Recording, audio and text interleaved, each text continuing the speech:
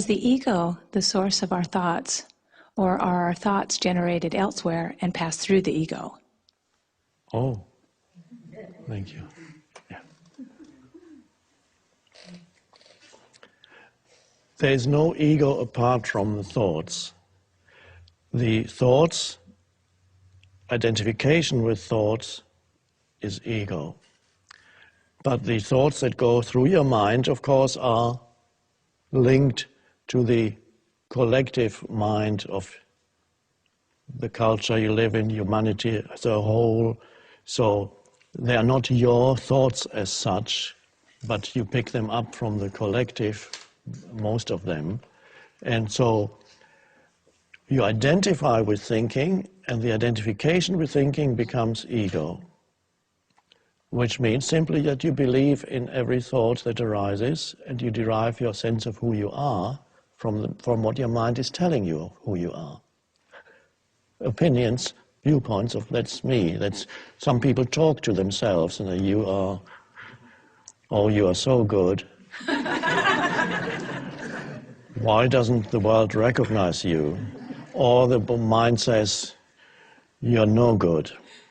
Same thing. You're no good at all. You fail at everything, don't you? Again, and then you believe in it. And then you suddenly have a low view of yourself. Why you have a low view? Because you believed in your thoughts. And why are you thinking those thoughts? Probably you picked them up somewhere, maybe in childhood. Maybe your mom was so stressed out that you said you're no good. And so you pick up certain thoughts and they get stuck in your head. Thoughts that you hear in childhood, they're little energy forms, like entities, and they get stuck in your head and don't refuse to go. They go. And the more you believe in it, the more more deeply lodged they become in your mind. And so some people are stuck with very hostile entities. I'm saying entity, not in some spooky way, but every thought is an energy form, and as such we could call it an entity. And there are many people in this world who are stuck with hostile, life-denying, continuously critical and attacking entities that they carry in their head, and they believe that is who they are. And they are continuously attacking themselves. And if they are not attacking themselves, they attack others around them. Let me tell you who you are. Of course, what they're really saying is, let me tell you who I am. So they project the famous, you know the famous saying, we don't see things as they are, we see them as we are. Which means you look at reality through the screen of your thinking and your judgment, which is conditioned by the past. A dreadful prison to live in. It's like blinkers, worse than blinkers. It's like looking at reality through heavy veils. Ooh, it looks so dark here. Is that a human being or? So the identification with thinking, believing in your thoughts, having no space outside of the movement of thought. Again, here we come to the vital thing, lack of space inside. That is the unconscious condition, spiritually, completely unconscious. And then you are burdened with a heavy ego. You are the ego, which is not an entity apart from thought. It is thoughts that you have identified with.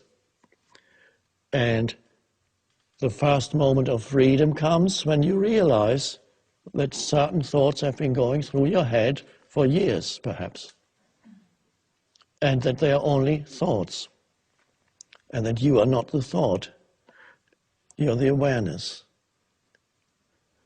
In my case, I became aware that I had a thought, for example, that started in childhood, one of many negative thoughts I had. Bad things always happen to me. Bad things always happen to me. And that was, when I saw people around me, okay, they have got all these nice things, and always there would be bad things happening. And of course, your perception then becomes selective. When you have a thought like that, you notice much more, because in everybody's life, things, in daily life, things go wrong. You miss a bus, you get stuck in a traffic jam, or you lose some money. But yes, this is normal. But if you have the thought, bad things always happen to me, you're extremely aware of those things, and they confirm to you that the thought is correct. And this is the selective perception of reality through the screen of thinking.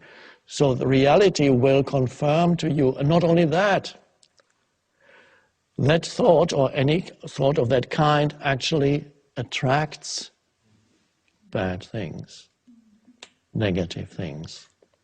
Or if you believe people are basically bad, and that's a deep-seated belief, and you don't realize it's only a thought in your head or a belief, not only would you single out where you observe unethical or bad behavior in others, you would, there it is.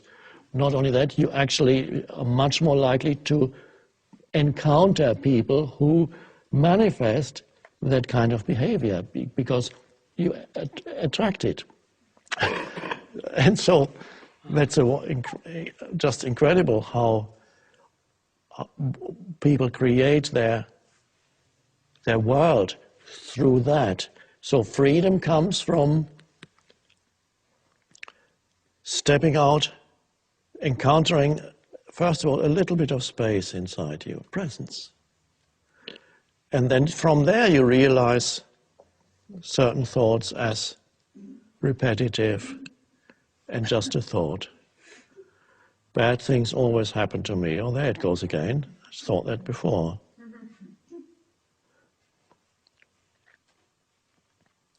So that's to become free of ego means becoming free of thought, identification with thought. That's the end of the ego. It may reassert itself from time to time, but at least that's the awakening. What about your thoughts? Habitual thoughts, do you? Probably that I have to get everything right. There's an intense, figure it out and get it right. It rules me. And if it's not right? I escape. I just won't do it. I pretty much predict ahead of time, so I won't try a lot of times. Yes. Yes.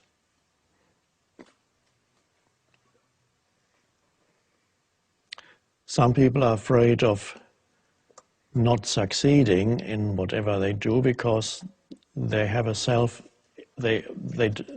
self-image, which is derived from thinking, would suffer.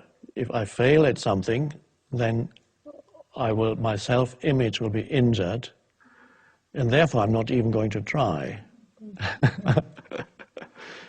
And again, that's to do with deriving your identity from thinking. And even the thought, I have failed, is a lie. I am a failure is an even greater lie.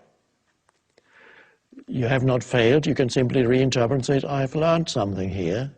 This is not for me, for example. So, but why believe the lies that your mind produces? So, as you know, many people live with a very hostile mind. But those people their motivation would probably be very great, I would hope, to get out of their minds.